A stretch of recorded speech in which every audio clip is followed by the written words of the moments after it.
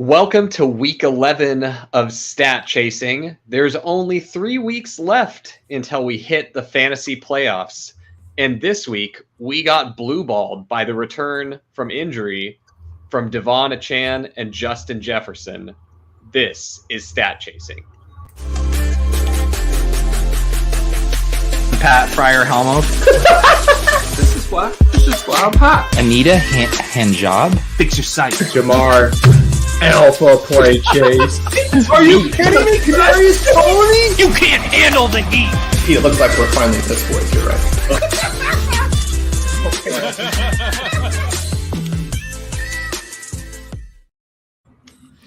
You might even say we got a turkey from Etienne. we did. Yeah. That was so disappointing. As a man who has like 24% Devon Etienne in BBM, was really looking forward to this week. But alas, I'll have to wait at least one more week for him to come back. Yeah. I'm sort of not consoling myself, but I'm thinking even with the Justin Jefferson stuff, where if I can still get some Jefferson teams in, like low owned Justin Jefferson coming off injury is so nice. The Justin Jefferson dynamic is super interesting too, because you're going to have such a high rate of those teams being paired with Kirk Cousins. So the holy grail is you get a Justin Jefferson, Devon Etienne with no Kirk Cousins team through the playoffs. That's like, that feels like such a smash to me if you sneak any of those through. And Lord knows I got a good grip of those because I sun ran the 101 pretty hard this summer. I think Underdog got wind that I was becoming a best ball influencer, so they were just making sure that I got my due of 101s. And so I'm overweight JJ by a good clip. Got a huge bag on Etienne, and then I was just about field neutral on Kirk Cousins. So I might be able to sneak a couple of those in there.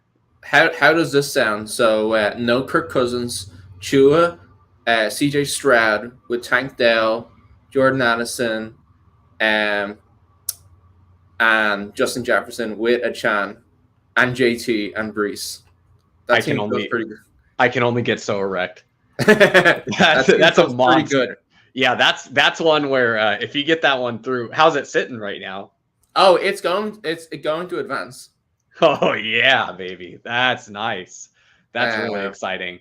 So it's ahead by about 46 points. That is pretty exciting. Well, I had an interesting weekend. So shout out to Jay Fresh, who was nice enough to invite me along to King of the Beach as one of his plus ones. The man was just beasting and got 3 tickets through on DK's King of the Beach tournament. So I was in Miami with him, just doing some scouting of Miami prior to my trip there for the Dawg Bowl, really making sure that I've got the right mindset to take that down. So it was a fun experience. In early, out of the way with, so you're just set down and focused. Exactly. It was very strategic. But you know what? I think that there was a hit that got placed on Sackreligious on my travels back. One of my fellow Dawg Bowl competitors put it out on me. My plane had an engine malfunction on the way back from Miami. Jesus. I've never felt this before. So we're flying. We've been in the air for like 3 hours, and the plane all of a sudden feels like it stops moving forward. Not like a hard lurch, but we just lost a considerable amount of speed. Pilot gets on the intercom, is like, "Hey, everybody, we're having an engine malfunction. We're going to have to turn around and land back in Austin." You just can't trust these basketball nerds. No, yeah. So someone out there was trying to knock me off before the Dawg Bowl, but rumors of my demise have been greatly exaggerated. I'm still alive and kicking, so. Okay, I'll have to try again harder next week. Oh man, what a plot twist! And I hear you. You told me you have some personal news to share too. Oh yeah, almost forgot. So my work, my content is going to be over at Leg Up going forward. Contributing over at Pat's site. Super excited to be on board there. I think I can't remember if I've said this on the show before, but literally the reason that I joined the Ship Chasing Discord was I was grinding the FFPC playoff tournament last season, and I had made my own ownership projections and combinatorial ownership stuff. And I was watching Ship Chasing and saw, Pat talking about his ownership projections, and I paid the premium Discord subscription just to get those projections and compare them to mine. So, obviously Pat's a super sharp dude, and very excited to be working with him going forward. Yeah, well, now I guess two cross collaborations. Well, this one is smaller, but well, I don't know where it's going with that. You're intertwined with the Ship Chasing community now, I guess. Yeah, they've folded right into the fold, and honestly, I know we've had a pretty long preamble here before we get in the charts, but just like the thing that is keeping me interested in fantasy football this season, like I feel like it's normal for people to get burned out as you go through fantasy season. It's long, it's grindy, especially if you're doing like a lot of work, either whether it be on content or you're doing like your own analysis to try and make sure you're staying sharp and getting the biggest advantage you can in the game formats that you play. It's easy to get burnt out by this point in the season. But honestly, for me, like the community is so fantastic that is really what's keeping me going. So shout out to the coolest community, not just in fantasy. You guys are just awesome. So happy to be a part of it. Yeah, well, everyone in the community has definitely have been happy to have you. And with that said, let's I know this is a bit abrupt, but let's kick into the quarterback chart. And I think I feel like if we're trying to cut off some of the turkey or some of the gravy for Thanksgiving, that I don't know that we have a lot more to share on quarterbacks. You want me to rapid fire my takes when I was putting No. I was gonna say, but like there's really not. You're right. There's not a ton of things we need to spend time on here. I really just had like 2 or 3 that I wanted. Yeah, to hit no. on. I don't want to shortchange any point. Just I'm more making the point that a lot of this stuff we sort of discussed. Yeah, absolutely. My biggest takeaway is just looking at this chart. Number one, I've already capitulated on Brock Purdy this season. Like, he was a great pick for best ball, great fantasy quarterback. I will still say I think he's not a good real life quarterback, but it doesn't matter. He's in the best system for a quarterback. I'm pretty sure you could pick like 80% of the quarterbacks that are on this chart, put them in San Francisco, and they'd have better numbers than Purdy, right? That's my whole thing. But I was wrong for fantasy because it doesn't matter. It's just the system. So my mental note to remember going forward is, I'm pretty sure it's going to be Purdy next year, but whoever it is, whoever Kyle Shanahan's quarterback is, if they're surrounded by the caliber of weapons that San Francisco has right now, you just draft that quarterback. Like that's all there is to it. It doesn't matter how bad you think they are. You just draft them. So that was my Purdy recapitulation, and also reigniting my fervor that he is not a good real life quarterback, but it doesn't matter. So one thing that I think is a little bit interesting is that Jimmy G benefited from the same system, but was never actually that useful as a it was never that useful as a sort of fantasy producer. Like he definitely had games, but then there was also games where like they were like, let's just hand the ball off 40 times, and even though you're going to be really efficient on a per attempt basis, the overall counting stats were never there. Do you think that? I guess it's a somewhat nuanced point where we don't. I would agree with you where it's hard to make the case that Brock Purdy would be fantasy useful in any other team, but is it also like, I guess, a bit of an indictment on Jimmy G that he was used that differently, or am I just reading way into that? No, I bet you, like usual, the truth probably lies somewhere in between, right? So I would say, number one, I did think Jimmy G was a pretty terrible quarterback, all the way through and through. And he always had been a product of the system, right? When he took over in New England for that stretch, it was another good system, a good situation for him to be in, where he could game manage his way to wins. And then the same thing in San Francisco. And, the one thing I guess I could say about Jimmy G is he never had Christian McCaffrey like Brock Purdy does. But not that I think that he would be putting up the Brock Purdy-like numbers. I think, Jimmy G might just be worse than Purdy. But I don't think that's saying very much. So I bet you that I'm probably a little biased against Purdy. And I think it's like the opposite of the endowment effect, right? Like I don't have very much Purdy. I didn't think Purdy was very good. And so because I don't have very much, I'm biased against him. But like clearly, and he's good. That's I guess non fantasy football technical term. So the endowment effect is that something you have, you value more than if you don't have it, and it's something that's sort of like psychological testing. Like it's a reason. It's sort of like when somebody drafts a team, and then they actually value the team more than anybody else. But it's like if it's also sort of like if somebody just gave you a team with Justin Jefferson, then by you having Justin Jefferson, you value him more.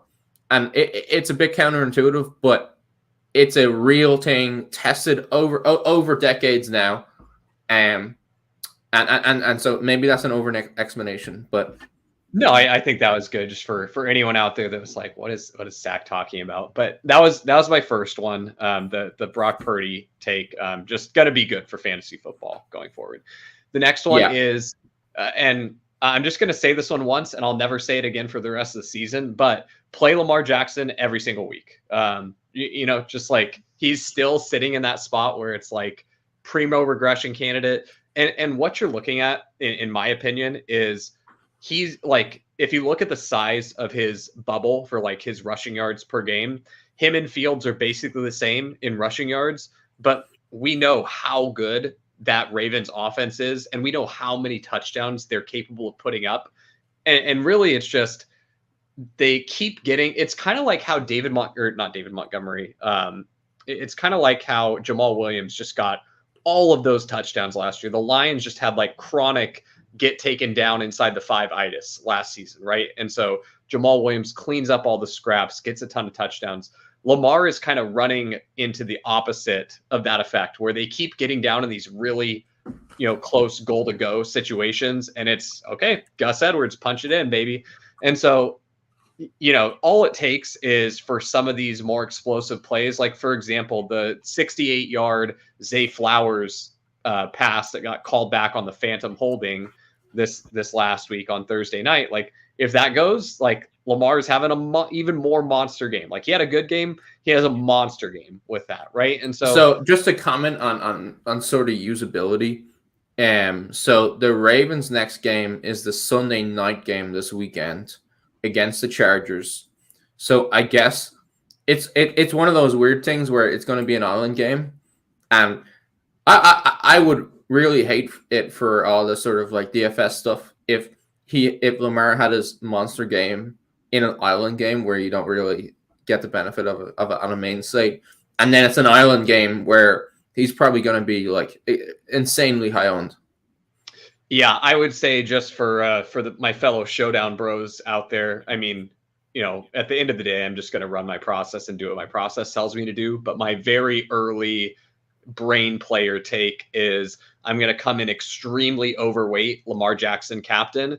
And then in the same vein, I'm going to come in extremely overweight Gus Edwards captain and just say that, whichever way the game script plays out, in those kind of outlier type games where it's like, oh my gosh, Gus got all the touchdowns, I'm set up well. And in the games where Lamar explodes and Gus kind of gets starved out, I'm also set up well. And then for those intermediate kind of like Gus still got some and Lamar got some, I'll probably run some like Ravens onslaught type builds with both Lamar and Gus and have whatever captains kind of make sense there. I might even do that with like, one or two Chargers with potentially a Charger in the captain slot and then Lamar and Gus in the flex. But that's we're getting way too into the showdown rabbit hole. Yeah. You got 6 days. You're 6 days from a showdown site. But I get it. I get it. It's helpful for people to think about how exactly how to play it, how it's usable. And then my last quarterback take just from this chart is just that CJ Stroud is absolutely him. I mean, I think I've said it like 6 weeks now, but this guy's so good. I'm super excited to watch him for his career. Like, I hope that Trevor Lawrence has more games like he did this last week, where and we've seen this from him in the past, where he sneaks in these couple rushing touchdowns and he's efficient in the passing game too, and he just goes off. I think you could end up with something really fun in the AFC South between Anthony Richardson, Trevor Lawrence, CJ Stroud, and then, whatever bullshit the Titans end up doing. But seems like that could be a really fun quarterback division going forward. Might come in way overweight on that division in some way too early basketball type stuff. So makes sense. And then I guess the other person worth calling out is a new addition to the chart, which is DT Orr, who I didn't even see him on the first time I looked at it. Like, literally, he is in the bottom left-hand corner. And they didn't even let him. Well.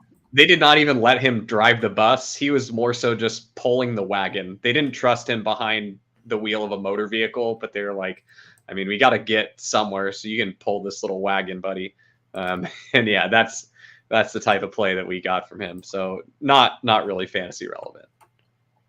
Yeah.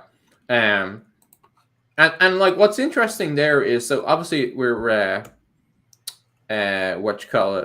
we only have one game from him, but it was like 43 attempts.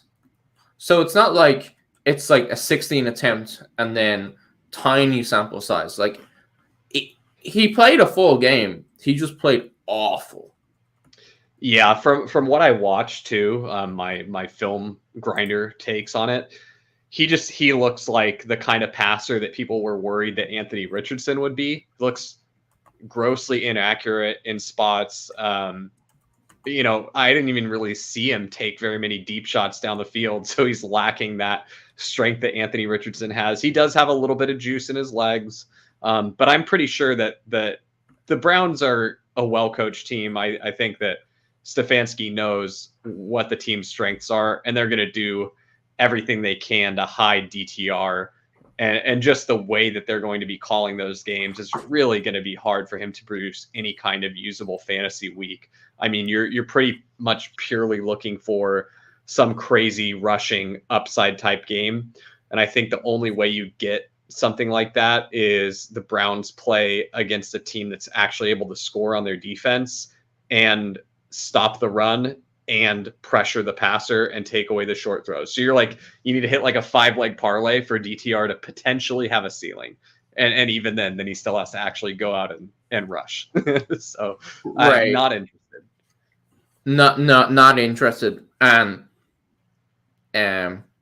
we can talk about Browns players later, but definitely take some of the not that there was any mustard on the hot dog already, but even less now. Yeah, I think that's it for quarterback. If you want to move on to the running back charts, because we got 4 of those to get through. Yeah.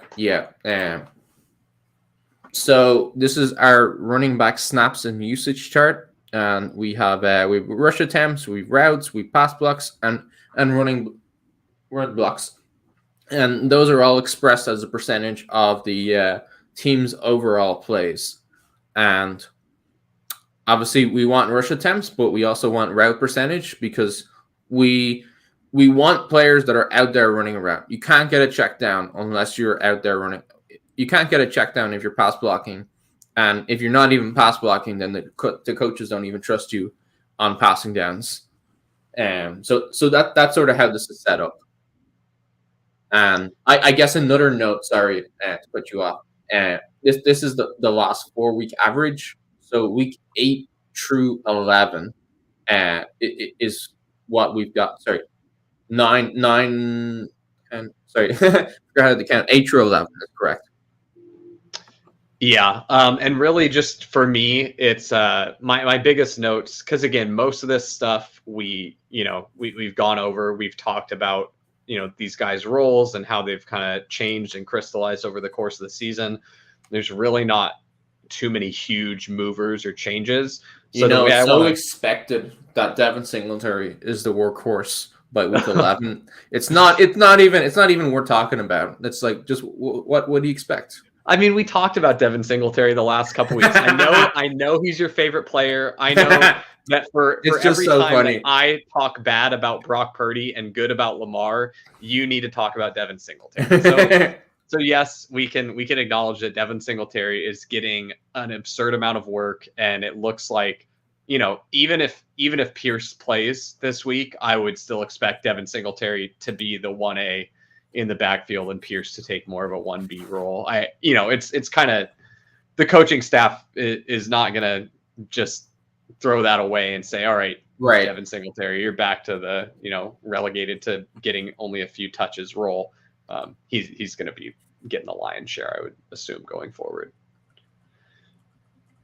The things that I wanted to point out, just for like ways that you guys can apply this information going forward.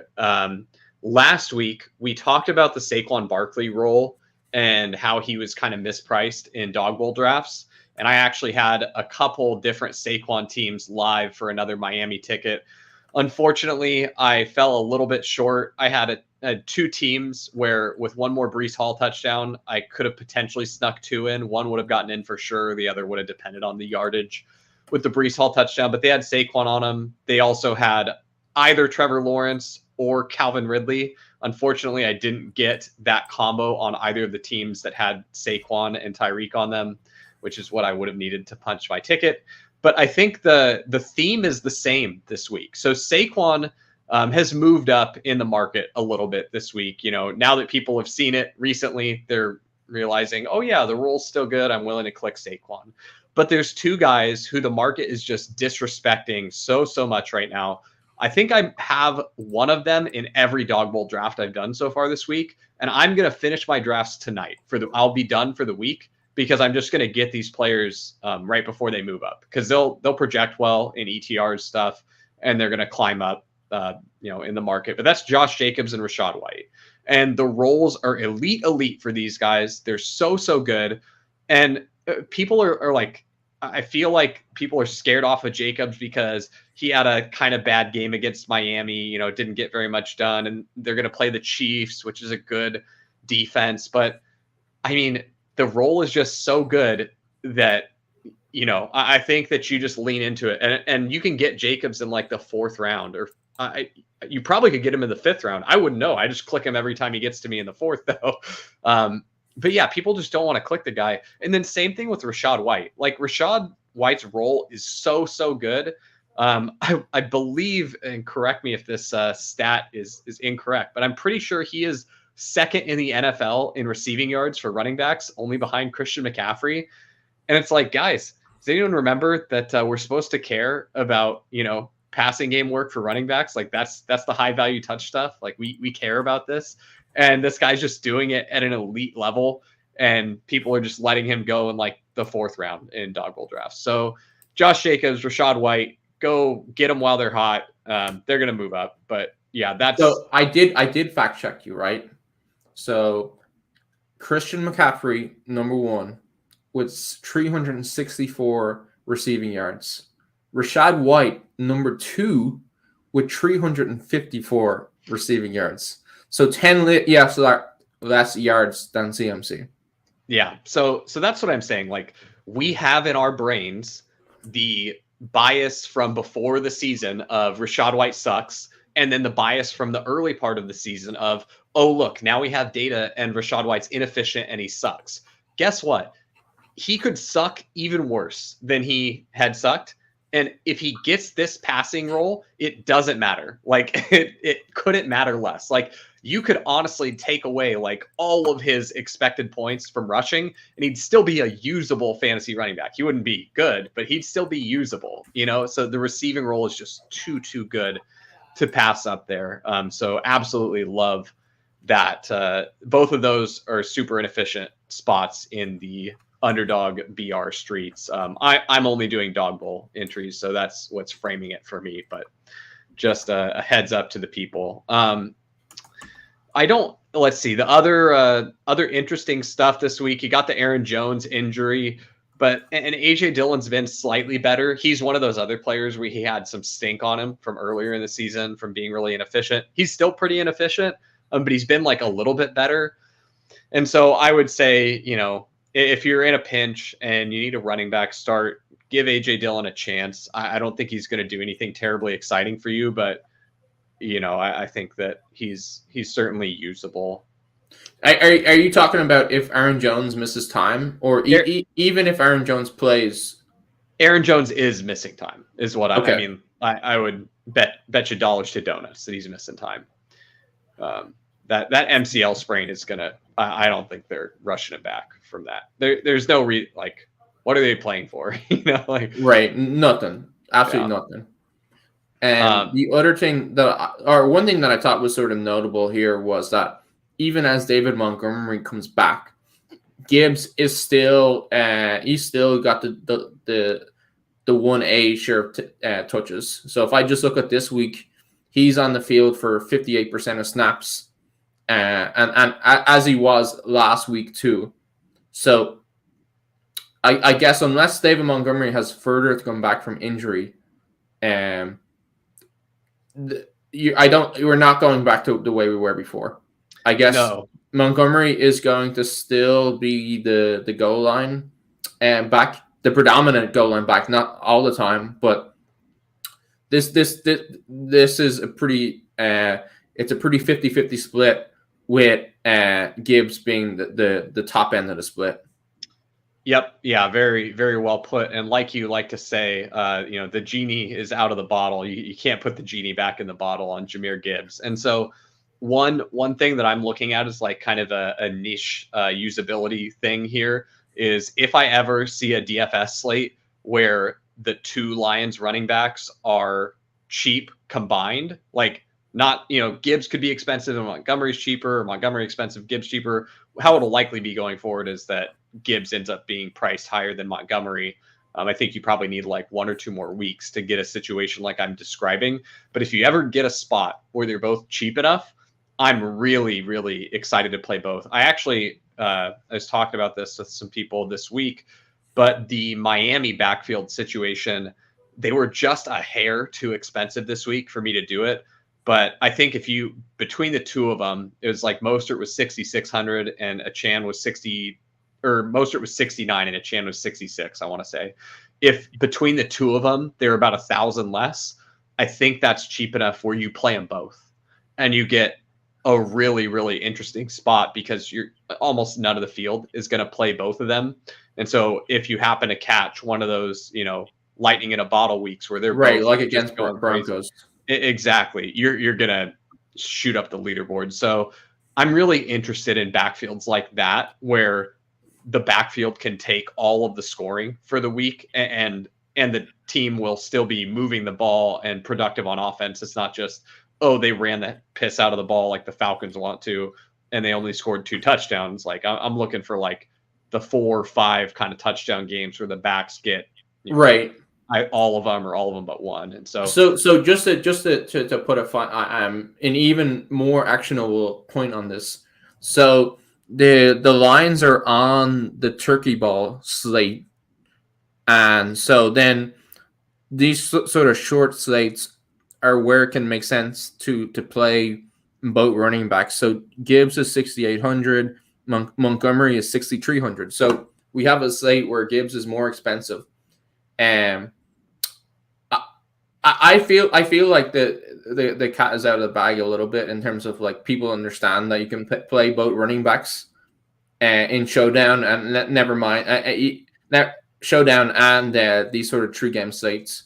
But yeah, on the shorter slate, I think you gain less from it. But the way that I would probably do it for this, the 3-game Thanksgiving slate is play both of the Detroit running backs. And then just not have any other Lions on my team. And I'm really searching for that absolute ceiling outcome where the backs take all of the touchdowns. So that's probably how I would do it. But again, I think the benefit you're getting from that is a little diluted than what it would be on a full slate where you're going to get so much less of the field willing to play both running backs. Right. It's not going to be an unpopular build. Right. I had one other guy that I think we need to talk about here. Zach Charbonnet. It looks like he could be, an end of season kind of hammer here with Kenneth Walker dealing with that, what's been described as, a potentially serious abdominal injury by Pete Carroll. You might end up with Charbonnet getting the vast majority of the work going forward. And he's I kind of want to. It feels weird to compare him to another rookie because we just don't have a huge sample on either of these guys. But I kind of look at him in the same vein as Roschon Johnson, where they're both these they're more like your classic workhorse type backs, where they do everything well, but they're not great at any one thing. And they're big bodied. They would be able to carry the full load if their offense wants to give it to them. And so I'm really interested in Charbonnet going forward. And by extension, I am a little interested in Roschon just with the injury to Deonta Foreman. Obviously, Charbonnet is in a much better spot because, now that Ken Walker's gone, he's clearly the lead guy. And with Roschon, you still got him behind Herbert. But anyway, just Charbonnet, definitely a good one to keep an eye on going forward. Certainly interesting. Yeah. I think the sentiment doesn't seem to be that Kenneth Walker is just done.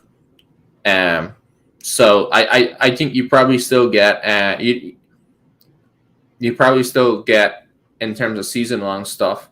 And not that he's going to be a waiver pickup, but the consensus is probably more towards a sort of spot start rather than a total end of the season every game guy. But with these injuries, especially with the Seahawks, you never know how good the reporting is, how accurate it is. So that I guess that want to see Walker come back, but that could be upside for the rest of the way for Charbonnet. I wanted to ask you about Javonte Williams' role going forward, because the previous game, it kind of looked like it was starting to be wheels up for Javonte and that he might just run away and dominate the backfield and really squeeze out P. Ryan and Jaleel McLaughlin. But in this last game, we saw P. Ryan super involved in the passing game. And, if you were... The true down... passing down and distance stuff went to P. Ryan. Yeah. And so I'm wondering, how do you feel about Javonte going forward? Do you think that last game was more indicative of what we're going to see for the rest of the season? That somewhere in between the last two games? How do you feel about that? So I think that it's hard. It's honestly really hard to tell game to game with how these running backs are going to be used, because it does seem very situational here, where if you have a game where there's lots of clear passing down back work, that P. Ryan does seem to be that guy for them. But then on the other hand, you can get games where there isn't that sort of hurry up, get back in the game stuff, but a running back can still get very involved in the passing game. So I think it is one of those things where it's still going to be volatile week to week. I think that the backfield is I think, and you had a good read on this early in the season, where a lot of this offense does run through the running backs, where even in the passing game, they are targeting the running backs at a really high rate, and then the running backs are they're also getting good sort of goal line stuff. So I guess I'm thinking more that, and maybe this is wishy-washy. I'm thinking more that you probably will get weeks where Javonte gets a really high percentage of the stuff. But it has that volatility element where when there's hurry up stuff and 2-minute drill stuff, that they are going to get P-Ryan involved there. So do you think it'd be fair to say that in games where the Broncos get out to a lead and they're having a lot of success running it, those are the games where you'd be most likely to see like a big game from Javonte? Yeah. Okay. Yeah, I think that's fair. Quick honorable mention, DeAndre Swift had a great game. I didn't get to watch almost all of that game because I was trying to avoid Drico's assassination attempt with my plane delay. But Swift put up a good game there. From what I saw from highlights and things like that, guy still looks explosive. Saw a little screen pass late in the fourth quarter from what I got to watch live. And he looks like a really exciting back, definitely someone that can deliver those spike weeks. Certainly as we start to transition towards playoff best ball, that's one where, I'm very interested in DeAndre Swift for that format. And then the last guy I wanted to talk about. He's clearly one of their best players. Yeah. Yep. 100%. And just, man, I know people like the Lions. I know they're fun to root for. I know we like Dan Campbell. Like, I like Dan Campbell. I think the Lions are still the Lions they're doing a lot of stuff right, but man, if they could just plug these leaks of doing stupid shit with their draft capital and like getting rid of their best players, because like, man, can we get like some like relationship mediator into the Lions to like fix these relationships with some of their best players, where like someone gets off on the wrong foot with someone and they're just dead to the team. Like, I feel like the Lions have lit so much talent on fire over the last couple of years, where they would be such a stronger team if they had been able to manage their roster better.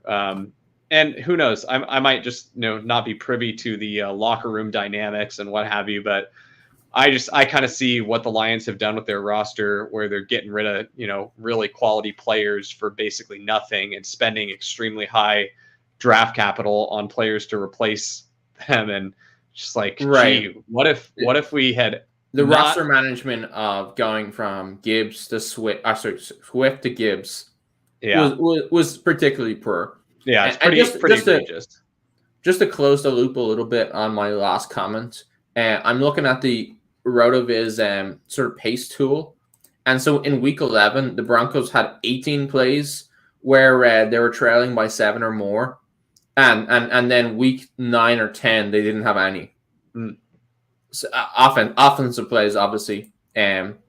So to me, that's a pretty extreme difference, and that's where you're seeing that volatility. That's a great call out. Very very sharp analysis there, Drico. Glad for you to point that one out.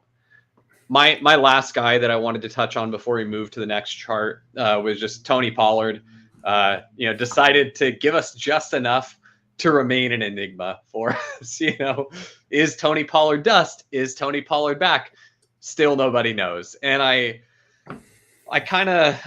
I'll be interested to see the Tony Pollard price in playoff basketball. That's going to be another really interesting one to me.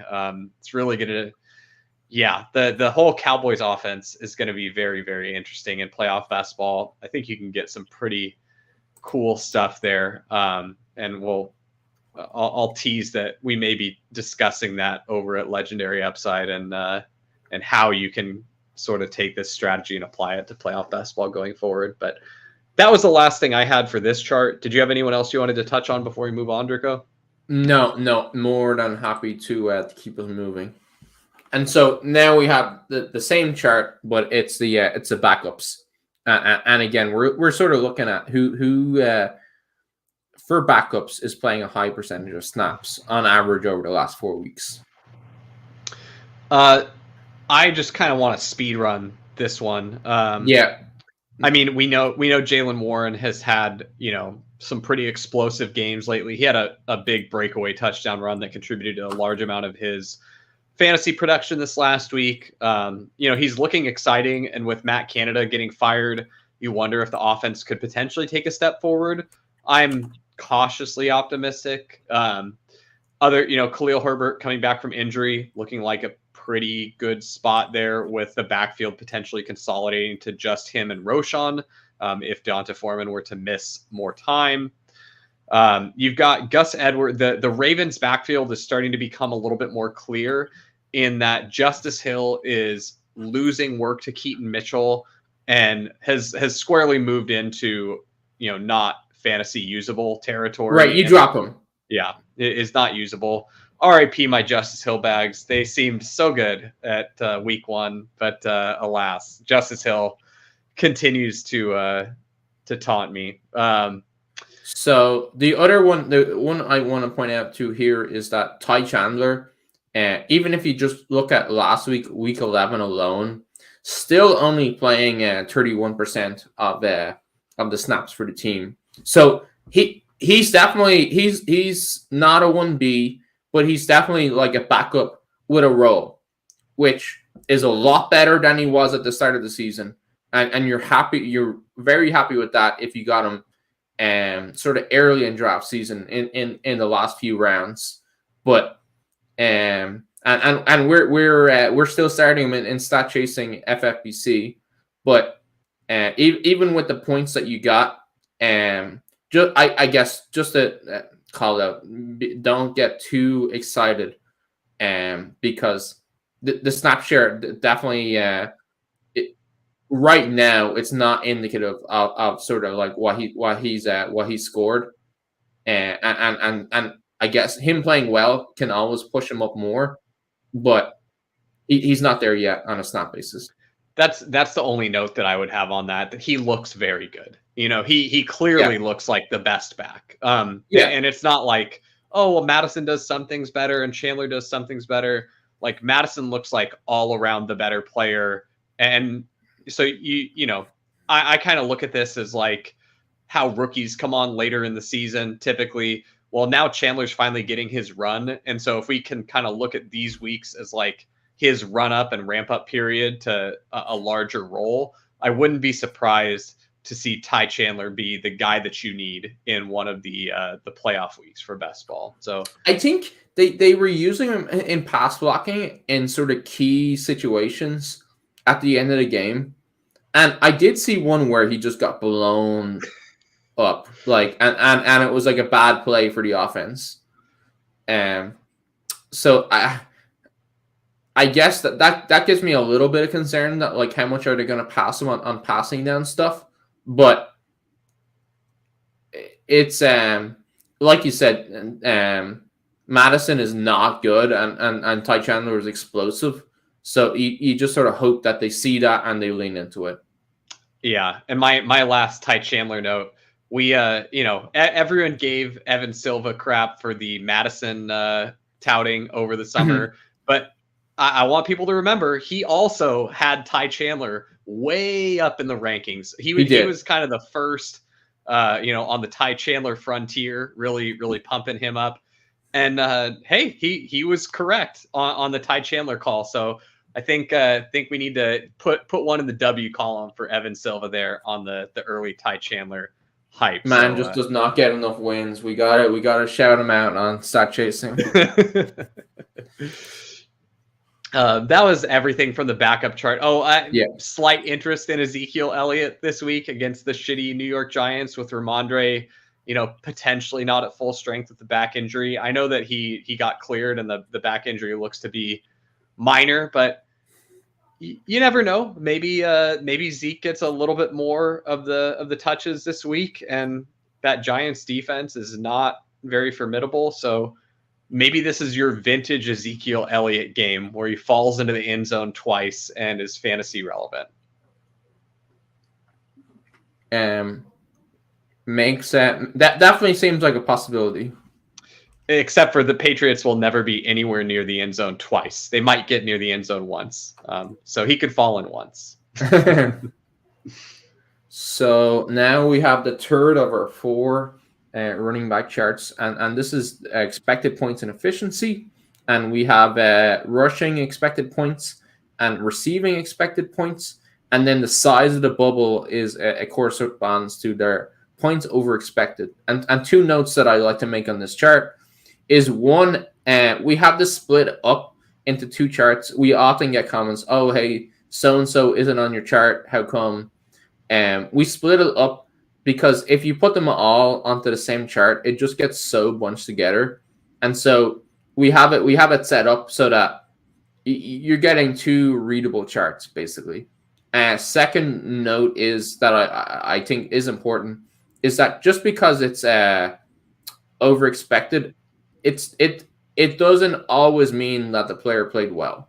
Like, good play is almost always efficient, and bad play is almost always inefficient. But you're using the error term in a sort of fantasy football model to correspond to efficiency, and so sometimes that's not always quite correct. So things to be in mind. Things like a player scoring a touchdown on an attempt is always going to be something that goes over expected because there's no attempt where a player has a 100% probability of scoring a touchdown, right? So every time you actually score a touchdown, you're going to go over expected, unless you had like 6 other carries where you didn't score a touchdown where you should have, right? A couple guys. And then the other note is, I guess, on that is like, another example of a play where it would be points over expected, but maybe not good. Everybody remembers that Austin Eckler run where he went for 30 of the slowest yards we've ever seen. That's a positive fantasy points over expected play. But is that him playing well? Like, did he actually outperform what he should have done on that play? I would say no. No, yeah, that should have been a breakaway touchdown. And that was honestly the play that made me the most sad. Because I want to root for Austin Eckler. He's a super cool guy. Like he's one of the good ones. You know, like there's a lot of guys in the league where you're not excited to root for him. But he's one you're happy to root for. And I was just sad because for me that felt like, okay, that like this is some pretty strong signal that this guy is pretty close to dusted. Yeah. So I'll go ahead and say, like, if Eckler's going really anywhere in the first 2 rounds next season, I'll probably have like very close to 0. And I had pretty close to 0 this season. Yeah. But I'm feeling good about my stand. I'm feeling sad about it, but I feel like it was the correct decision indicated in the game that we play. Yeah. First guy I wanted to call out. He's like one of my favorite players to talk about on this chart. I've mentioned him many times, but Breece Hall, you can see is getting so much more of his expected points from the receiving game right now. And really what you're looking at, if you watch these Jets games, they've started to realize we can't move the ball. The offense sucks. Zach Wilson sucks. Go back to the previous chart. My bad. You're good. And so they've really started dialing up these little screen passes to Breece or these little like late release dump off type passes to him. In this last game this weekend, I saw at least 2 times where Zach Wilson failed to execute a screen pass that now listen, like I'm going to go ahead and say, like, I can't do anything that any of these guys on an NFL field can do. But I actually think that in these 2 screen passes that this guy fucked up, I could have gone out there and gotten the ball to Breece. I would have gotten blown up. I would have died. You know, like I'm 100% dead after taking a hit. But it was the stupidest fucking absolute no ability to process, you know, the game going on around you that I've ever seen from a quarterback on an NFL field, where it's exactly what you want from a screenplay. Like, everyone on the defense is in the backfield. All you need to do is just like lay it up over the top of the defenders. It's not like this. Sometimes the screen gets blown up, right? Where the defenders pick up on what's going on. Someone's hugging Breece Hall. They're not going to he's just not getting this, right? Right. But that wasn't the case. Like, they had a convoy downfield for him ready to go. Breece is wide ass open with no one next to him. And Zach Wilson is doing this little like double clutch, I'm not sure if I should throw this or not bullshit, and taking a sack or like throwing the ball away on what should be. I mean, one of them looked like, to me, like this is a Breece house call, which was especially tilting as someone who was sitting there with two Dawg Bowl teams that would have catapulted into the top 3 with a long Breece touchdown there. So I think going forward, with Tim Boyle in the seat, all you don't need much at all. My biggest question is Tim Boyle more capable of executing a screen pass than Zach Wilson? That's literally all I need. And I would say that Breece has the ability to, I don't think his expected fantasy points will increase very much. But I think that you could see his efficiency increase substantially because he's a home run player. You just need to get him the opportunities to hit that home run. Especially I did see that Tim Boyle, the last time he had a season where he threw more touchdowns than interceptions was high school. He never had a good college season. Yeah, he hasn't looked great. So, with this iteration of the Jets offense where their offensive line is in shambles, they have nothing approaching competent NFL quarterback play. You're really just hoping for can the quarterback actually deliver the running back the ball on checkdowns for Breece Hall? How much worse than Zach Wilson can he be? He can. Exactly. Yeah. And hopefully he's marginally better. Other guys I wanted to call out on this chart. I mean, we talked about Gibbs, but yeah, he's looking really strong going forward. I would expect as we get a couple more of these games to fall off, like the ones where Gibbs had some just monster usage. Like the Ravens game comes to mind where he just had an absurd amount of usage. I bet we see him land just behind this 20 expected fantasy points. He'll be in the top tier of this 15 to 20 expected fantasy points range. I think that's probably where he truly lies and how he finishes out the season. But, one of the better fantasy running backs to have, looking really, really strong. And then if you just look at week 10 and 11, he's still at 20.8 over the last 2 weeks expected points a game. Okay. Yeah, I definitely. I don't know if that carries forward, but definitely bullish.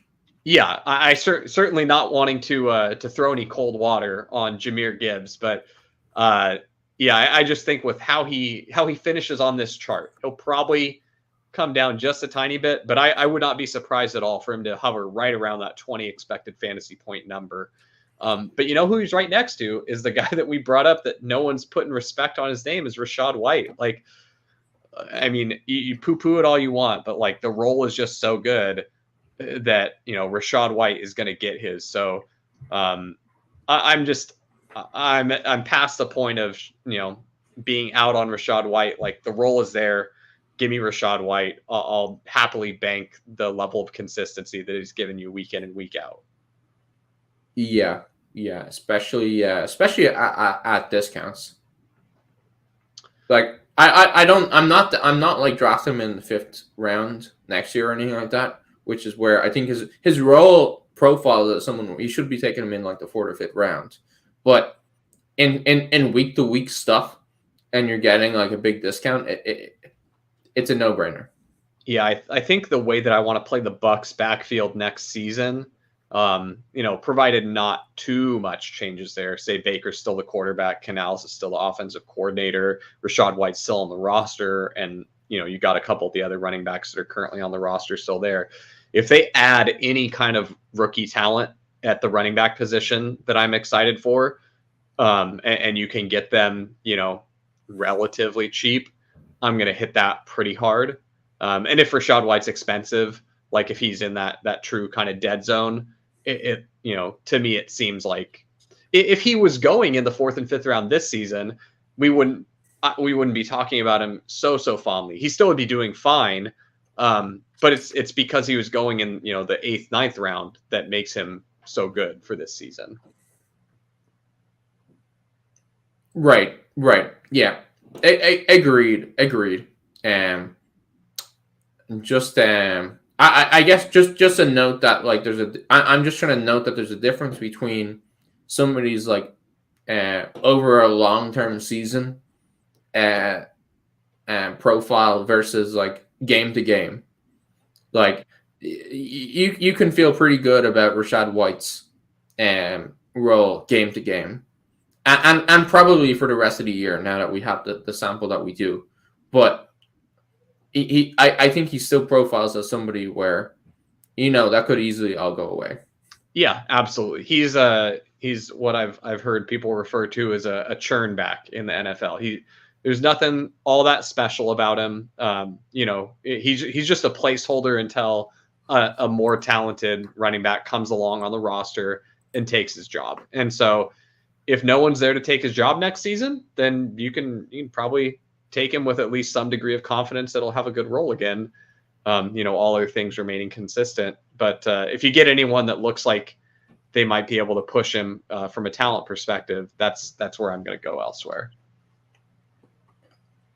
Okay, so let's move on to our last running back chart.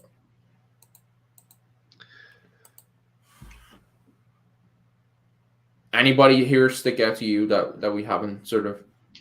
I'm like a little interested.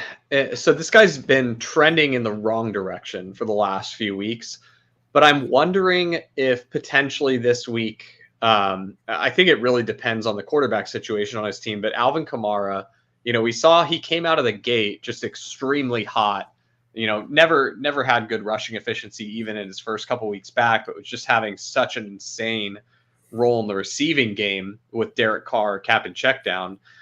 Now you've got Carr injured. It's uncertain if he's going to play this week or not. If it's Jameis, I think I'm pretty out on Kamara just because Jameis is he's just going to sling it, man. He's not about that check down life. But if you get Carr coming off of an injury where he might be even a little more timid than usual, I could see, this being one of those like Kamara gets 13 targets type of week. The other thing on the other side of the coin with respect to Kamara, say that Carr is out. How do you feel about Taysom Hill this week for fantasy? And what format? Let's talk about a format where you can play him as a tight end. So you're talking about Jameis is playing, and you have to play Taysom as a tight end. Yep. I mean, he's not terrible. It that really does depend on who else is there on the slate too. So I mean, he's always going to be in play for a 2 or 3 touchdown game. So when he's cheap with low ownership, like he's worth a play. But I definitely like playing real tight ends over Taysom Hill. Yeah, for me, if it's Jameis playing this week, I think that the Saints staff knows what Jameis is. They know that this dude is going to get out here and just absolutely rip it and sling it with reckless abandon. And I've got a hunch that if they get in close, in the green zone, it's not going to be Jameis taking snaps there. Like they don't want gunslinger Jameis down there taking risks when they're in close, when they have a weapon that they know. I mean, they've been deploying Taysom with Derek Carr down there, and I think right. He's a good offensive weapon, or actually red zone weapon. Yeah. So and also they've been showing that they're not as confident in Kamara's rushing ability. Jamal Williams has been doing nothing. Kendry's injured, so I think you could get one of the true full-on utility games from Taysom where he rushes 6 times, catches 3 passes, and throws a couple passes. So like in a large field GPP, I'm probably going to come in extremely overweight Taysom. I really like the game environment too. So just that was my note on Kamara and that whole Saints situation there. Yeah, it makes sense for sure. Makes sense for sure. And do like seeing, even though I had that note about Ty Chandler, his snap share not being great, it does look like even though the snap share is low, he is getting the ball quite a lot when he's on the field, which is helpful. So, like seeing him being at over 10 expected points despite like only playing a third of the snap. And some players are like that, where I guess it caps their upside a little bit that they're not trusted when they're not getting the ball. But despite getting a low snap share, getting the ball when they are on the field. So maybe a little bit better than I was sort of talking about earlier. I mean, this isn't really terribly fantasy relevant or actionable. I'm not going to tell anyone stuff they don't know, but as Christian McCaffrey is now the only running back that would be live to put up a true legendary season. Is that pretty correct? Yeah, I think so. I think we're definitely in play for like one of those weird running back years. Yeah, it's just I mean, the way that it's ran out this year is you pretty much wanted to just never draft a running back. You know, you wanted to take them, you know, almost as late as possible. Yeah. Only when absolutely necessary. And, you know, partially that's because this year was a little bit of an aberration, but I think in general, this year is really illustrative of the whole thesis of going heavy at wide receiver, which is a much more talent driven position, than running back, which is a much more volume driven position, and just relying on the chaos of the season to get you what you need at running back. And so the points leaderboard for running back is honestly shocking. So CMC number 1, he's gotten 20 points a game PPR. Number 2 is Raheem Mostert. Number 3, Travis Etienne. 4, Brian Robinson. Gus Edwards, like Kenneth Walker, Josh Jacobs, Gunnar Swift, David Montgomery, who's missed like many games. Number 10 is Zach Moss. Like running back is just unplayable this season. Like honestly, people have been keep going, but that gives you a flavor.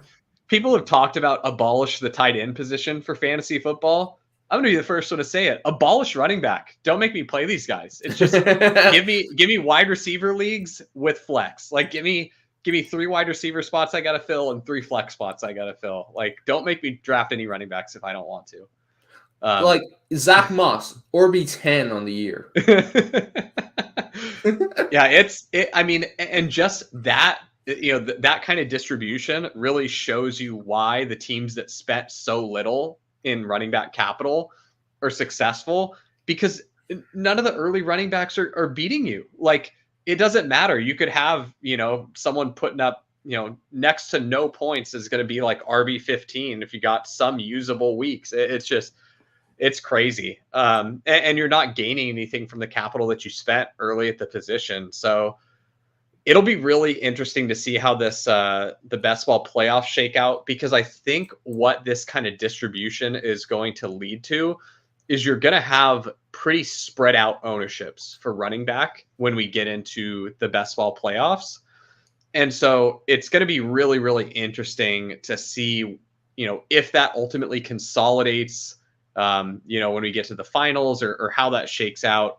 Or if you get these, you know, dominant CMC games in the fantasy playoffs, it might just be like a no CMC, no money kind of year. So really, really interested to see how that shakes out. I did want to touch on Travis Etienne, who you mentioned at the top of that list. We've seen he's had, you know, 2 less than great games recently here. One against the 49ers with a really strong defensive performance coming off their bye. And then last week where Trevor Lawrence hogged all the touchdowns, but he looks to be getting a little less work recently. And it's more so just because I feel like they finally realized that Tank Bigsby, they got bamboozled by the name Tank, and that this isn't an NFL player in the slightest. And they need to use Dearness Johnson, who is an NFL player. He's a backup running back, but he's actually an NFL backup running back. Tank Bigsby is like, you know, a practice squad kind of guy. So right. I'm a little concerned. I know that you and I have both been really high on Etienne, but a big part of that was how elite his role was. And I think right, and how bad his backup was. Yeah, we're starting to see enough of that get siphoned away that in my kind of like tiering of the running backs, I think I'm moving Etienne down a tier. This is a comparison that I wanted your opinion on, that I was kind of thinking about here. Jonathan Taylor and Etienne go very close in the Dawg Bowl this week. who would you prefer to take just in a vacuum? You're on the clock. It's near the, JT. Yeah, right. That's what I'm saying. Like going away, right? The role is so much. Yeah. And the funny thing is, Zach Moss is probably a better player than D'Ernest Johnson. Yeah. But the Colts are like, nope, we paid JT a bunch of money, so we got to give him the rock. And yeah, I think we might get a couple nuclear JT games here to close out the season. It just kind of looks like it's getting. They're going to give him the opportunity to do it. So now we're just going to see, does JT have that in the tank to deliver one of his classic blow up games with a couple breakaway plays? And I firmly believe that he's got that in the tank. So one thought about this, and maybe I'm just wrong, is that the last 2 weeks have been sort of blowout games in either direction for the Jaguars. So that may be like mixing up the usage stuff, but I think you're definitely directionally right, where the role for Travis Etienne is smaller than it was prior to the bye, but maybe it's a little bit bigger than it has been weeks 11 and 10. I think that's a great call out, and you've had a couple points like that today, which I think is some of the most valuable analysis that we can do in this game with such small samples, is looking at the context with which we got a data point. Like, why did this happen? Really getting more granular on it and understanding where that specific piece or point of data came from. And so I just, for everyone out there that's, wants to think critically about the game and be really process driven, I think that's definitely a really strong note, is to think about it in the way that Drico has done today, where he's pointed out a couple things where, hey, this definitely looks like it could be a trend, but here's maybe a little bit of a reason for the aberration that we've seen over these last couple games compared to the rest of the sample we have over the season. And so maybe the truth lies somewhere right in between. And so I just wanted to point that out. It's good process. Thank you. That's very nice of you to say. So, I think are we ready to move on from this one? Yeah, let's hit tight ends here. Talking about process, I need to get my zooming process a little better. So we've got our tight end utilization and efficiency chart, and essentially we're just looking at routes as a percentage of dropbacks, and then we do have pass blocking in here too, because we want to see how often they're on the field. And it also gives us a flavor of how they're used when they are on the field for passing downs. We've got targets per out run. Obviously, we love targets. And we've got ADOT, which tells us how deep down the field tight ends are targeted. And as a rule, we generally prefer further down the field targets. But it's more of an art than a science. Like, you don't necessarily want a tight end with like a 15 ADOT, because that's like not necessarily representative of a true sort of workhorse eater, but definitely the closer towards 10, the better, I would say. Yeah. And so there's been a tiny bit of a shakeup near the top of the chart. Not that, anyone that wasn't near the top has emerged, but just kind of the order of guys as we're looking at these as like a rolling 4 weeks. And so what we've seen here is Cade Otton refuses to ever come off the field for the Bucs. He's out there the whole damn game. And, he's not, he had the one spike week game where he randomly got the 2 touchdowns against the Texans. But the reason I'm talking about Cade Otton is specifically for this week's slate on, the Dawg Bowl or like the main slate BRs. You're probably never taking him in the main slate BRs, but in the Dawg Bowl, tight end is so thin this week. There's like a couple good ones at the top. It's like Kelsey, and then you have a few other usable ones. You've got your Schultz, you've got your Trey McBride, you've got your Evan Ingram. But then after that tier of guys, it's just there's no one. Like you're going to have teams that end up with, Chig Okonkwo or Tyler Higbee, or like those are going to be tight ends that get drafted in 100% of drafts because of how bad the back end of the tight end tier is. And so Cade Otton goes in that group, and he shouldn't be going there. I mean, like, he should be in that tier, but he's just like clearly the best one. And I think that in a week where you have so few good tight ends on the slate, I think you really want to place a premium in a guy that is much less likely to totally goose you, because he's out there all the time. He's getting targets every week. He's not going to do anything terribly sexy or exciting. You're praying for like a 3 for 30 and he falls in the end zone outcome, right?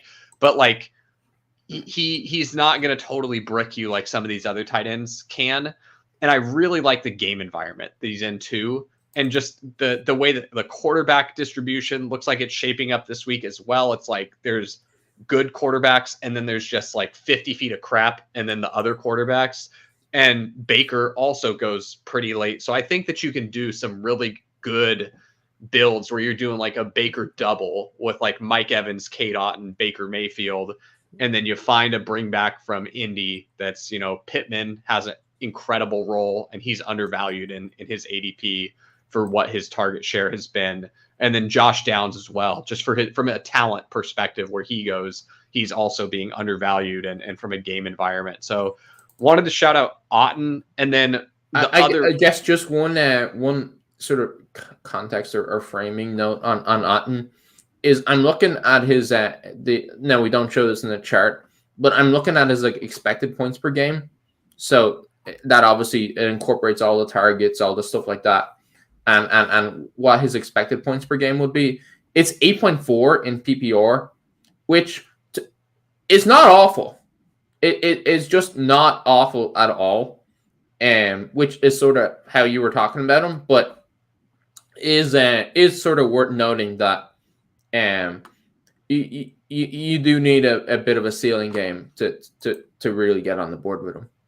Yeah, and what I'm looking at him as this week in Dawg Bowl is I'm looking at him as an extremely correlated bet on the Bucs passing game with Baker Mayfield, which allows me to just go heavy on the skill position players early in the draft and really soak up all of that value that I see there with guys like Josh Jacobs. Like I honestly would even consider like a Rachaad White, Cade Otton, Mike Evans, Baker Mayfield.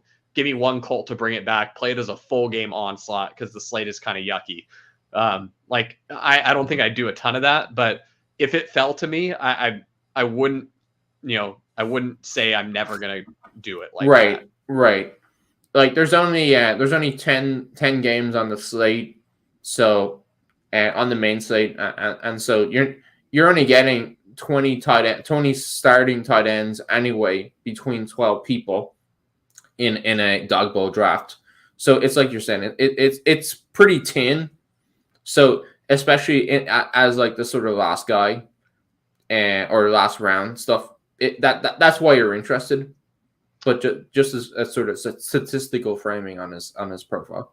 Yeah, and the other one that I wanted to point out, again, this is really just specifically for Dawg Bowl, and the reason I'm kind of using the tight end chart in this context is I don't think there's a ton of stuff that we haven't already talked about in the past weeks. Like most of these guys are what they are. So if I want to give you guys some usable nuggets, and so I do really think that Hunter Henry is the next best thing to Cade Otton in that last tier of tight ends.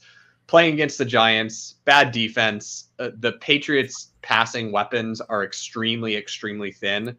Coming off the bye, I wouldn't be surprised at all to see Hunter Henry more involved.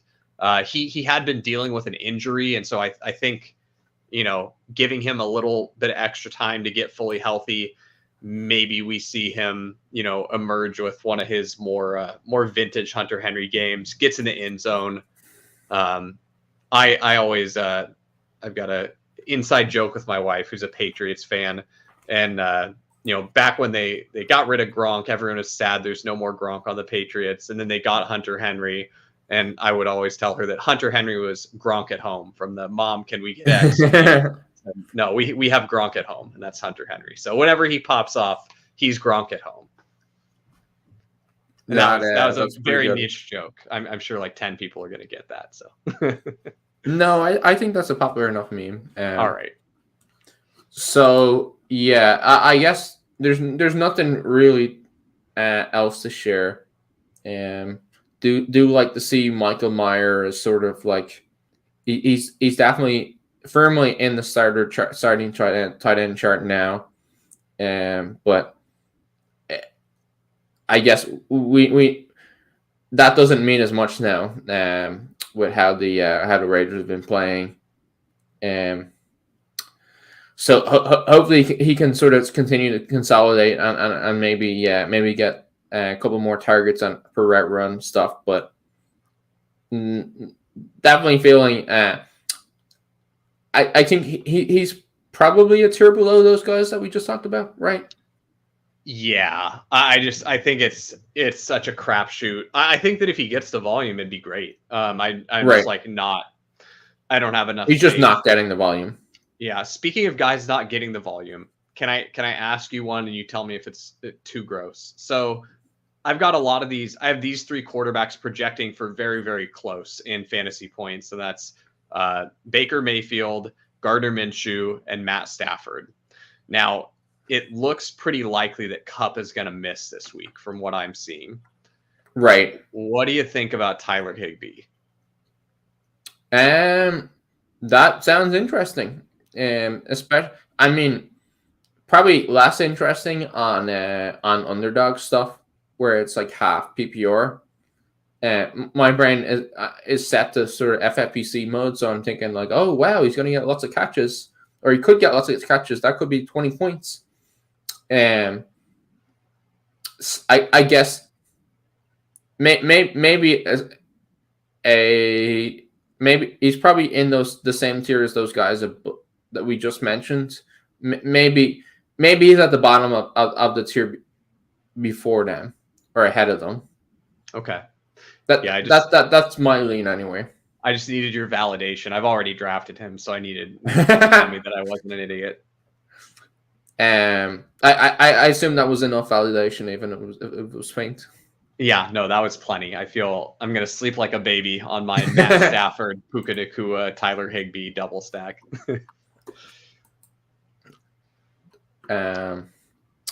So let's move on onto the backups, and I have a pretty short trigger finger to get to the next one here. I was gonna say, and we're done with the backups. Right. This is a cruel joke that Sam played on me, that I'm still having to live through. The backup. Yeah, I think where the backup chart can be useful. We're gonna do a little stat chasing meta discussion here, guys. You're gonna see how the sausage is made. Early season, I think we should have the backup chart.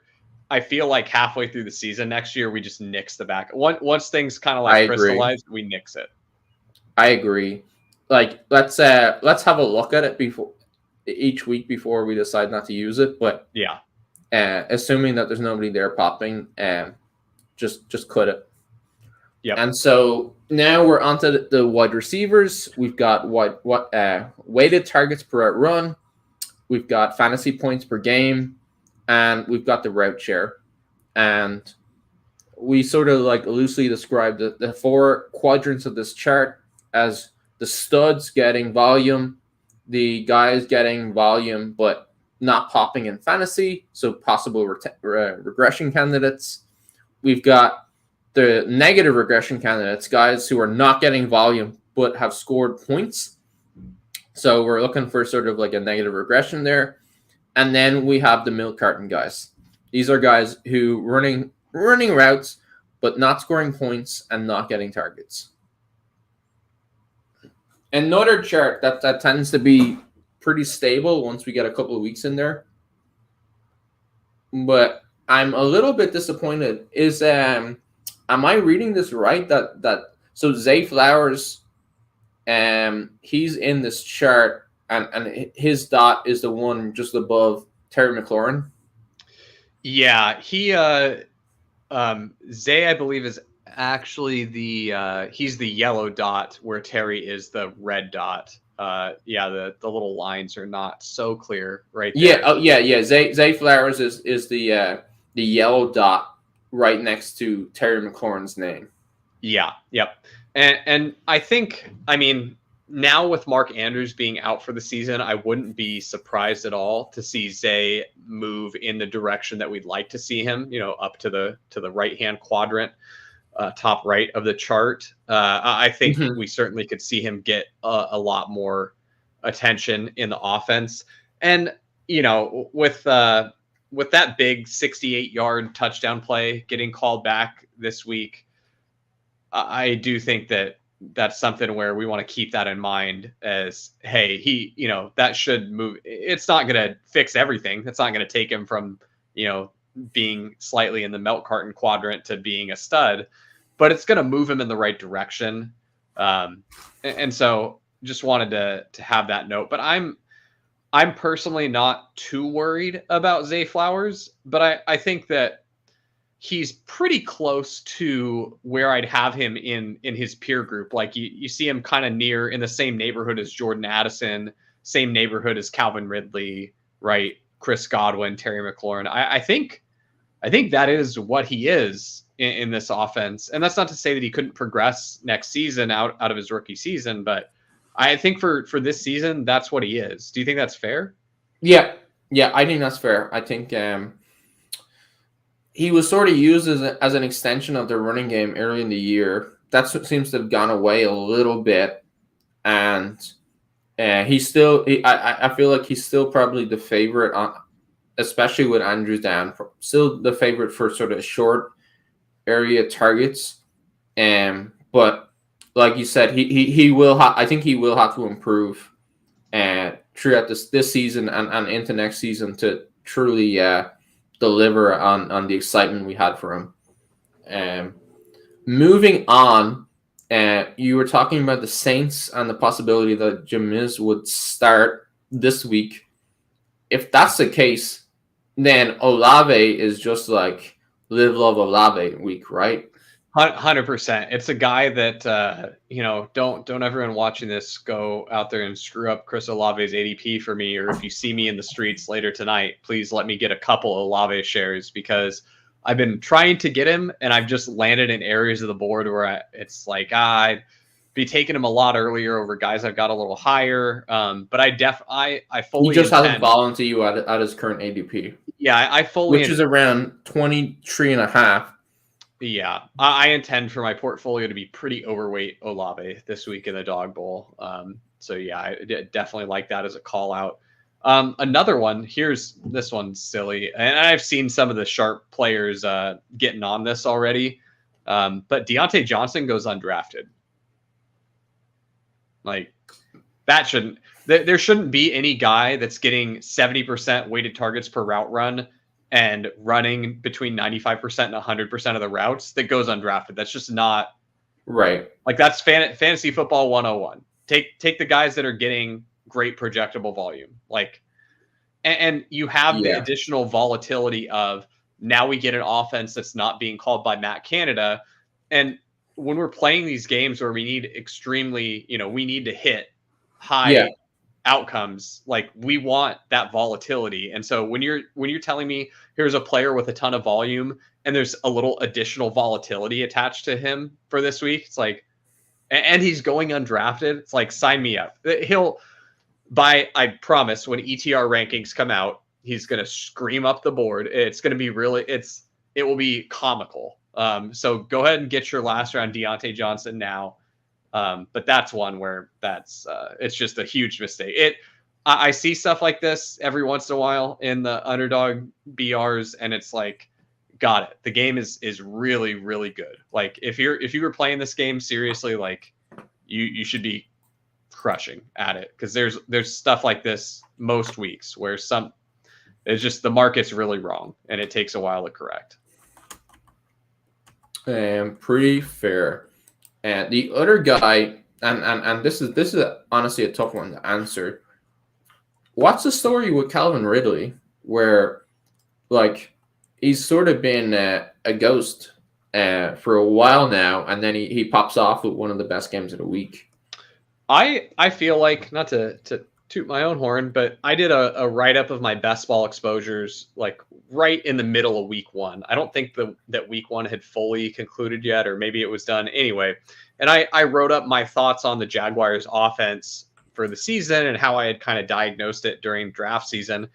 And I said I was pretty confident that it was going to be every receiver and Evan Ingram in this offense was going to be capable of delivering spike weeks. And it's just going to be, the carousel of whose turn is it.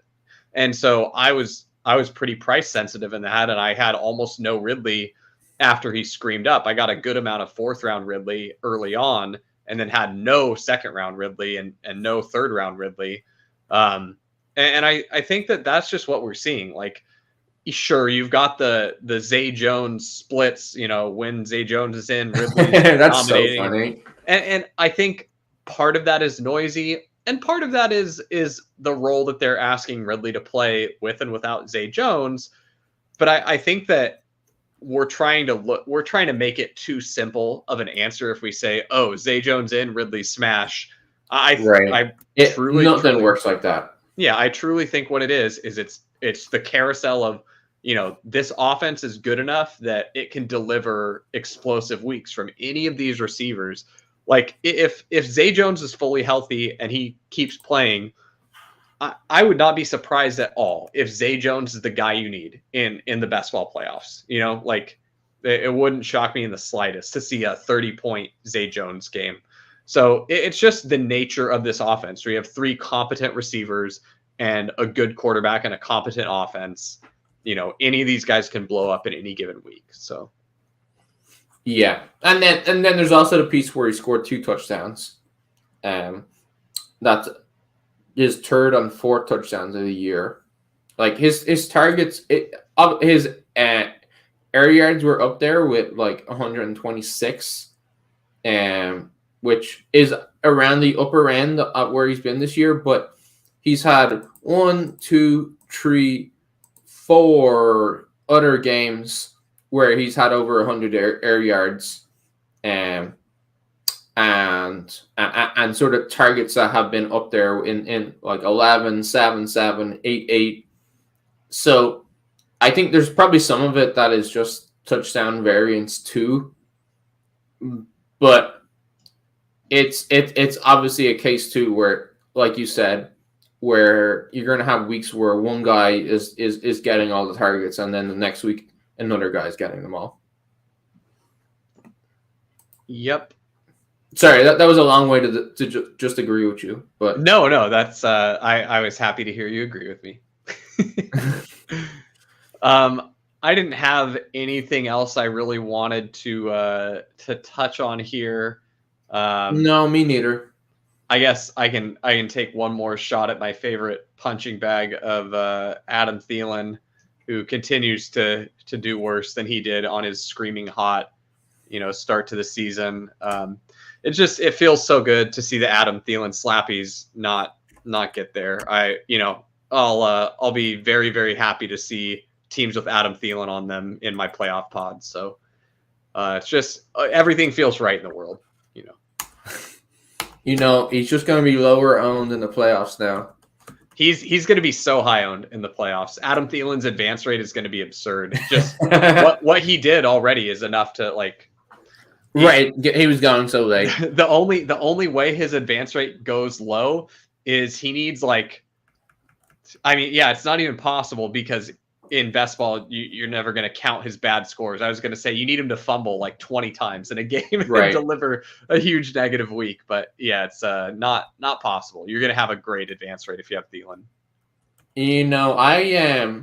I'm going to be a little bit contrarian here and say even last week he did have 2.1 yards per route run. He just didn't score a touchdown. And I guess he's an older player, so it's like it's a question of like how much can you get his sort of like for him his peak quality output. But it's Adam Thielen. He scores touchdowns, so like that could be a thing again. So one supporting data point for my shitting on Adam Thielen is his pass route grade from PFF has been on a pretty steady declining trend for the last few weeks. He was, pretty squarely up in the high 70s and 80s over the first 6 weeks of the season.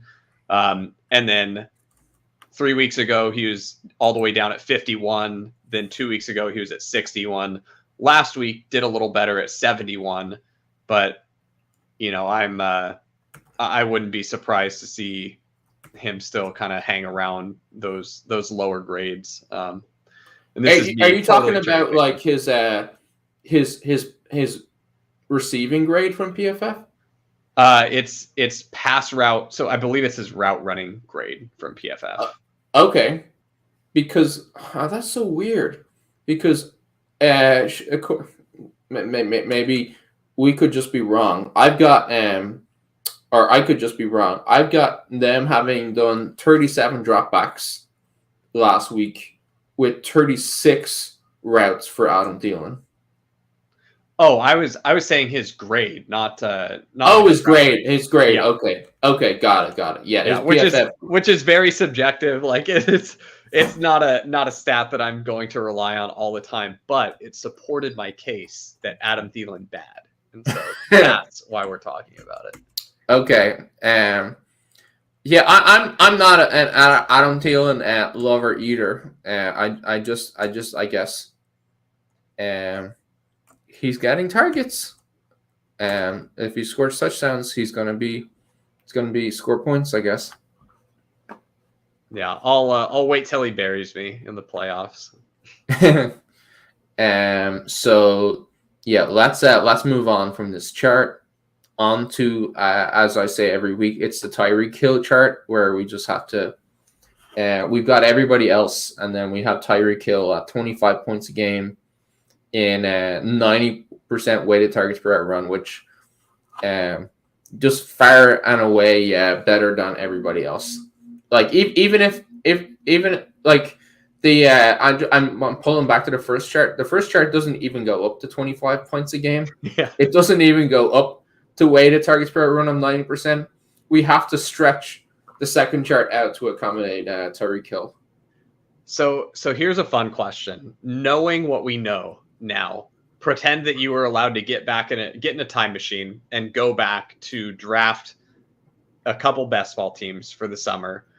Who are you taking 101? Tyreek Hill or Christian McCaffrey? CMC. Okay. Yeah, I think it's based on that sort of positional scarcity that we were talking about. Yep, I agree. CMC and then clown cars. Yeah, I agree. You basically, if you were doing this time machine exercise, you go back, you draft CMC, and then you just don't draft any other running backs. Like you just take a 0 at RB2. CMC 0 at my RB2, and let me have a bunch of wide receivers. And then I guess my only other question, and maybe this is Cope stuff. It really has been a sort of disappointing season for Jaylen Waddle. But then when I look at his weighted targets per run, it's not like he's not getting targeted. I guess it's weird that he's only on the field 75 to 80% of the games. I'd imagine some of that has been from his injuries and stuff like that. But I guess looking at this chart, it does feel fair to say that he's a regression candidate in terms of like his route share and sort of touchdowns and corresponding points. Yep, good call out, because that was a guy that I had been looking at and thinking about, really through the lens of guys that I want to have on my squads when I get to the best ball playoffs. Not that we have any control over it whatsoever, but it's just fun to think about. And I thought of Jaylen Waddle as a guy that I really want to have a lot of get through the playoffs, because my interpretation of this somewhat lackluster performance so far this year is you had a good amount of it marred by injury. And then really, when you look back at last season for what made him so good, he kept having these huge explosive plays, right? Breakaway touchdown run or deep pass that he converts into a touchdown, things like that, where you just really haven't gotten as many of those this season. And I don't think that that's because he all of a sudden got a lot worse. I think the guy's dealt with a little bit of injury and, has maybe run a little bit bad in converting some of the most explosive plays. So I think that what you're looking at here is a player with, he's still got a really high ceiling in his bag of tricks, and we just haven't seen a lot of it yet this season. But that doesn't mean that that's not available for him. And so that's one of the players where when I see a team get through with Waddle on it, I'm pretty excited for it. And the perspective that I'm looking at here is I think the Miami double stacks are probably going to be one of the most valuable thing. I mean, like really a Miami team stack is what you're wanting to have when you get into the playoffs. Like you sneak through a lower owned Jaylen Waddle, you get a Chan who is still probably going to have a pretty good advance rate even after missing so much time. But, if you've got him paired with Jaylen Waddle, maybe you can have a slightly more depressed advance rate on that specific player combo. But yeah, I think those Miami team stacks are certainly going to be interesting. Speaking of playoffs, do you think, and given the fact that you'll be talking about the playoff best ball, do you think it seems to me that Miami might be one of those teams in playoff best ball that's sort of undervalued still somehow, other than Tyreek Hill going with an ADP of 6. You have Chua with a 19, and then I'm not sure. I'm trying to find Waddle here, but I can't find him, so it means he's gone pretty late. He's gone pick 28.7, and Raheem Mostert 29.7, Etienne 23. These all seem like, for a team that seems like a lock to win the division, but not get the first round bye. That seems, and given how explosive their offense has been, that seems inefficient. Yeah, so I see Miami as 93% to make the playoffs in the playoff simulations that they've got over at Spike Week. And then their 1 seed probability is just 16%. And so I mean, that's like all systems go for me. Right. And Pat and I will talk a little bit about the strategy surrounding playoff best ball and how you kind of like go down the different game trees when you select your player. But I don't think it's going to be any state secret. We can talk a little bit more about the why and how to apply this to the rest of your strategy. But Tyreek Hill is going to be probably the best pick overall, I would say, in the first round based on the rest of the Miami cost. So if that holds. The other thing with playoff best ball is the market is so volatile.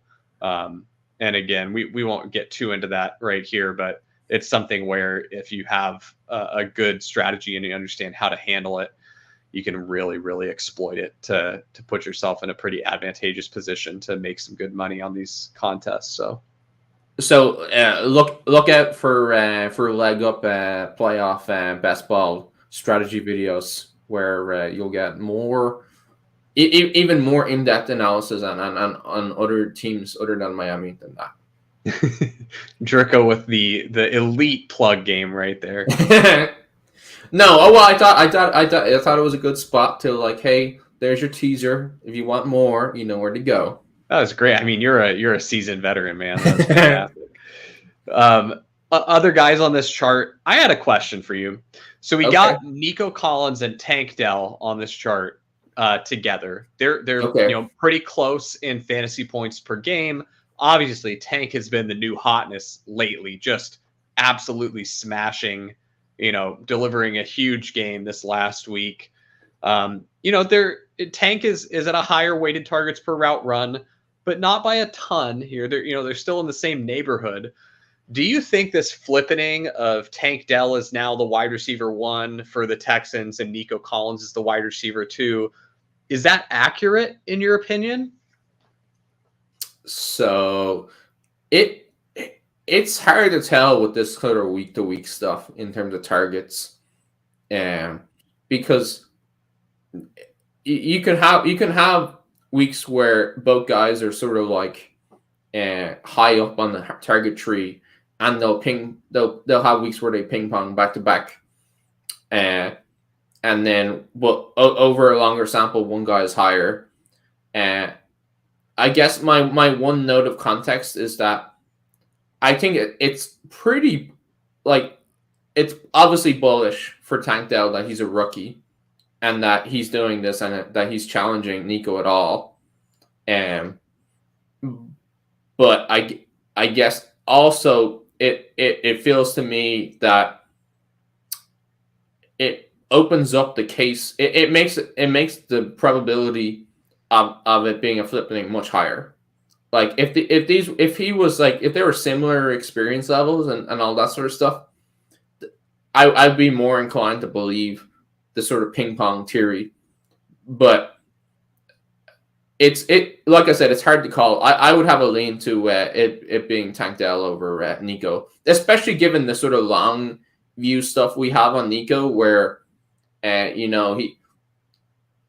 took a while to establish himself in the NFL. Whereas I know Tank Dell has CJ Stroud, but he's doing it immediately. So I've got a follow-up question for you. Tank Dell is going in the early first round. Oh, yeah. In terms of like the price sensitivity, I'm saying, like, I think it's 55% that Tank Dell is the new one, and probably 45% that this is like just variance. And now, if you're getting like a first round pick to, where does Nico go? Nico goes in the back of the third and sometimes all the way in the fourth. So like that's where you talk about price sensitivity. Like I'm saying, I'm saying I have a lean to, yes, it's Tank, but first round versus fourth round, 3-4 in like a 12 round, 10 game slate difference is massive. It's massive. Yeah. It's like you like to say, I'll bet what, dollars to donuts. Like, sure, that's a sackism. That if you're taking Nico, you're betting donuts to dollars. And then we're just gonna give away all the Dawg Bowl alpha. I'm literally finishing all my drafts tonight so that you good people don't totally mush all of my alpha before I can get to it myself. But here you go. In all of the drafts I've been in, there are zero Nico Collins and CJ Stroud stacks. 0. So just by taking CJ Stroud and Nico Collins, you're getting a huge amount of leverage on the other CJ Stroud teams. And it's not like you're having to do it with a marginal play. You're doing it with a great play at cost. And so I mean, I'll literally call it right now that one of the Dawg Bowl teams that wins this week will be a CJ Stroud, Nico Collins team. Like I promise you. So that's there. You what go. Do you mean you promise? I'm telling you, like, it's so much leverage. All you need is CJ Stroud to hit, and like right. you're basically crushing all the other Nico, or you're crushing all the other Stroud. It's a very, very strong combination. It's yeah. But you don't promise that's going to be the win. I promise it. That's the sack guarantee. Yeah, or your money back. Just kidding. Absolutely not. Okay, so then I guess we're also talking about Noah Brown. I know he was like a waiver darling last week after he had the big game. Is he still hot, or is he not? In my opinion, he's closer to not. I mean, it just is more of a testament to CJ Stroud than Noah Brown. It's, hey, whoever is here, CJ Stroud will elevate. So it doesn't matter if it's Noah Brown or Dalton Schultz or frickin' Jordan Akins or whoever, like if you're out there running routes for the Texans and CJ Stroud is back there delivering it, you're going to be useful for fantasy. And so in my opinion, where you got Nico Collins and Tank Dell, occupying so much of the target share, I don't think that I'm terribly interested in Noah Brown with both of them healthy. But that's just me. Maybe Noah Brown comes out this week and proves us wrong. Right. So I guess he was out. He was out in week 11. Yeah. So did obviously no new news for him there. Just has to come back from that injury. But I just I've been surprised about the hype and wanted to ask.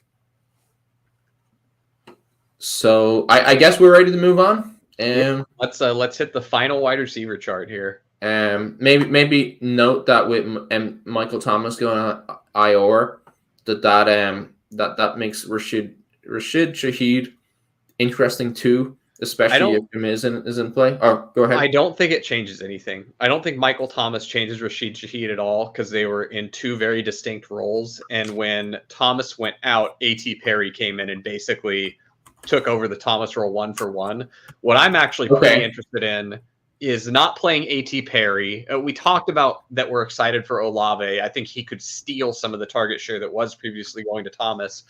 But what I'm interested in on this slate with the gross tight ends in a game environment that I like is Juwan Johnson. Juwan Johnson is a wide receiver in a tight end's body. He's a converted wide receiver. Hasn't been doing a ton this season. He missed a good amount of time to injury. But I think that, you get Jameis in there. He's slinging it around. I think that any of these wide receivers are live to have a big game. And that's not to say I didn't mean to come off so strong as to poo-poo Shaheed. I just didn't want people to change I don't think your opinion of Shaheed should change with respect to Michael Thomas being out. It should change because Jameis is there and you boost Shaheed for that reason. But I wouldn't expect his role to be very different. He's still going to be running the same type of routes. So it's purely just the boost from Jameis. Now, he's not really going drafted in Dawg Bowl drafts right now. So he did have an 80% route share last week. And that's definitely been it seems like he sort of bounces between the 60 and the 80. And he had a 24% targets per route run. And so sorry, go make your point. Sorry. No, I think all of these Saints passing game options are in play. The only one that I wouldn't mess with this week for fantasy is A.T. Perry, not because I don't think that he's in play, but just because I think that you can make better bets with Olave, Shaheed, and Juwan Johnson. Yeah. And A.T. Perry is interesting. And if you're like truly disturbed, he's probably like min price on DraftKings. So you go ahead and chuck him in there. But I think the whole Saints offense is really interesting. I think there's a lot of volatility in what could happen this week if you get Jameis at quarterback, which kind of segues back into my Taysom Hill point. So, makes sense for sure. Oh my God, this is what this chart looks like to me. It looks like a plague of locusts swarming towards me to eat my crops. Well, I've got good news for you. We're only going to talk about one player on this chart and one player only, and that's Jayden Reed. Because Jayden Reed is the best wide receiver on the Packers. It's not close. I won't hear anything else. Like, Dobbs is fine. Christian Watson will be lucky if his career is as good as Chase Claypool's or Martavis Bryant's. Like, that's what he is. We've already had the blueprint on this player archetype. We've already seen it. We got the red flags last season with Aaron Rodgers telling us this guy's like fucking off and not paying attention and he's not running the right routes or doing the right stuff. He's not sharp in meeting rooms. Like, we already knew that this guy was a chuckle fuck. And this season, like, it's playing out. He's not, it was a room that was, completely devoid of an alpha wide receiver. It was there for the taking. And the alpha is Jayden Reed, baby. And Jayden Reed is truly delivering on what I thought was a pretty dynamic college profile. I had heard other people comp him to Stephon Diggs, and I thought that was an appropriate comp. And I'm juiced for Jayden Reed. Jayden Reed to the moon, baby. Well, I hadn't seen the Stephon Diggs come, and I maybe I'm being argumentative, but I thought Stephon Diggs he definitely was like somebody who's small school and then stayed for a while, but he had an outrageous like dominator rating, like outrageous market share. I don't think Jayden Reed did. No, you're correct. Stephon Diggs certainly had a much better college profile than Jayden Reed, but Jayden Reed had enough similarities there, and he did have quite a bit of dynamism where he was a great returner, right? Yep, and that really matters to me in predicting NFL success. I want to see guys with that level of dynamism, and you've seen it.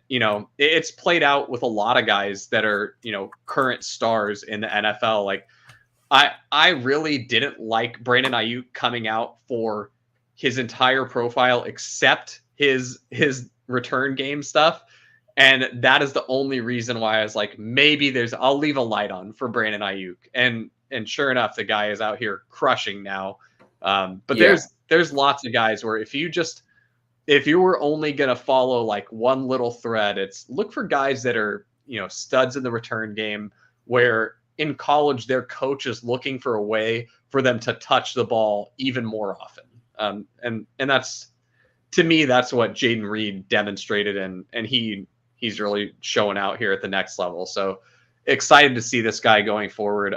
I wouldn't be surprised at all if next season, if Jayden Reed's ADP coming into best ball draft season is like anywhere later than the 12th round, I'm going to have a huge bag of Jayden Reed, like just absolutely monster. He could easily be my most drafted player. Yeah, I was wondering where you're going to set the line there, but 12th round seems pretty reasonable. Not hot take enough. I mean, I feel like with these rookies who perform well, like it still is a red flag for me that his final college season, his receiving yards market share was only 25. His dominator rating was only 24%. So I guess to me that makes it so that like he should be priced somewhere between the 8 somewhere, and now this is a wide range, somewhere between rounds 8 and 12. And the fact that he's having a good rookie year and he'll be a second-year player, that will make him a target for sure. But I guess maybe I'm in between saying, I think what you're saying is right, where he should be a priority target. But maybe I'm like, maybe a tad more hesitant. Just I guess I don't like the college profile quite as much as you do. So his college dominator was 35.7%. So that's 73rd percentile. He's pretty good. His college target share 25%, 75th percentile. And his breakout age, which if you're only looking at like 2 data points for a college profile, active in the return game and breakout age is probably the ones where if you're just having a really simple model, those would be 2 things where that's a good chunk of signal comes from those. So he was 98th percentile breakout age at 18.4. And, for guys that didn't have spectacular counting stats in college, like, and you're not wrong. Like if you go through, he had a really good, 4th year. He missed 2019. Right. But his year in 2021, he had a really good year, put up over 1,000 yards on 59 targets, 26% target share. And then he also had just a gang of special teams yards that year. But, if you look at other guys who didn't have fantastic production all through college and actually kind of a similar shape of distribution of when he had his best year and what that looked like is Puka Nacua. He did nothing his, freshman and sophomore years, had a really great junior year, and then his senior year dipped off a little bit. Now with Puka, you're missing the dynamism and special teams. Right. and he, had a older breakout age, worse target share, worse dominator. So, with how excited everyone is about Puka, I feel like if Puka is going before Jayden Reed next season, I'll just give me right. That I think that's pretty fair. And I'm probably being pretty harsh on the dominator rating stuff, where he did have a very strong freshman and junior year. But I think it's good for you to throw a little cold water because I came out of the gate for Jayden Reed there. But good, and hopefully productive discussion on Reed. Anyone else that you wanted to touch on here before we let the good folks go? No. I'm like looking at it, and there's guys I'd like to talk about, but I don't know. Like, is it worth bringing up Jameson Williams again? Like, it not really, is it? Because he's still who he sort of thought he was, or where he's doing really well on this sort of short route share. He's getting the deep targets, but it doesn't seem like they want to do anything more with him. Yeah, can I put a little Jameson Williams blurb out there in the world? Sure. I think Jameson Williams Bulls, people that, if you got him in Dynasty or you're excited to draft him next year, I think we're fucked, guys, because he's on the Lions. I think Jameson Williams is the most talented wide receiver on the Lions, but what we've talked about earlier today about the way that the Lions manage their talent and personnel, I think that is going to stymie Jameson Williams' development and his involvement in this offense. I mean, I hope they prove me wrong. I hope through the back half of this season, his usage ramps up and we get to see him truly blossom. But I got a sneaking suspicion this is going to be one of those players where we're super frustrated with his usage. We're pissed off at the Lions for not deploying him in the way that we think he should be deployed.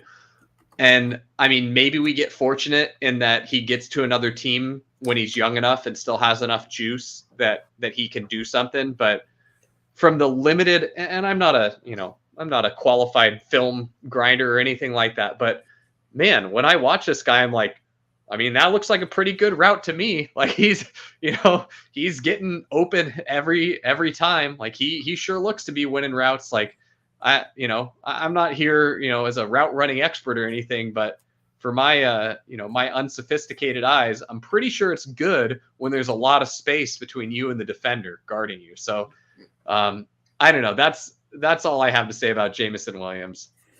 And then it feels like the notice is somewhat similar on Rashee Rice, where somebody super excited to start the year was playing really well as he was getting more snaps and all that sort of stuff.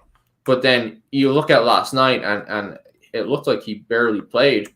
His route percentage last night was just 52%, and his 65% in week 7 was sort of like a true peak, which really frustrating. Well, Drico, what you're forgetting or failing to realize is that when you have a true elite alpha like Justin Watson, you can't ever take him off the field for Rashee Rice. So, True that. It doesn't make any sense. Yeah. And then I guess sorry, I'm holding us up, but I have guys who I think we should discuss.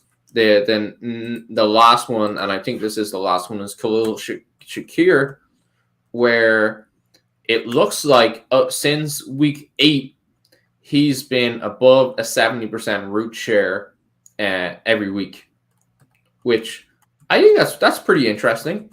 And then last week he had a 15% target per route run, 32% weighted target per route run. So definitely not like a target dominant player, but given that he plays on the Bills and that he's running like a solid route percentage, like fantasy relevant, I think. Yeah, and it's kind of funny. because that was my favorite, like Bills dart throw receiver all off season. I just really liked the talent profile, and it was same the season prior. I really liked him, 2 years ago, and it kind of feels validating when a team like gets to the same place that you have been, where you're like, this guy should be on the field all the time for you guys. Why is he not on the field? And then finally, through injury and other opportunities, opening up for him, it's like, oh yeah, we should use this Khalil Shakir guy. This Deontay Hardy guy is truly just a punt returner. Like it should have been Khalil Shakir all the time.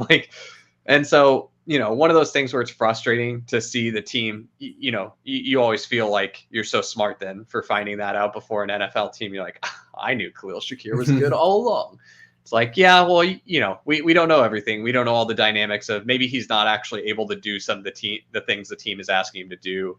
And there might be other deficiencies that we're not privy to. But, from a fantasy perspective, he always looked like the most intriguing option on the team there. Really liked him from a cost-adjusted standpoint compared to Gabe Davis. Not that I didn't draft Gabe Davis, who I also thought had a pretty good price this season. But I wouldn't be surprised at all if by next year we see Khalil Shakir and Gabe Davis more as like a 2A, 2B, and Diggs is still the clear, alpha in that offense. So I'm sort of saying fantasy relevant, but not like a you gotta start him guy. No, but definitely worth keeping an eye He's on. Rosterable. Could be a min salary punt for DFS or something like that. Right. Because like he had 115 yards last week, but it was 71 yards after the catch, and he did have the touchdown. So obviously he played really well. You'll like to see that. But then in other weeks where he's had similar routes, it's been a more sort of like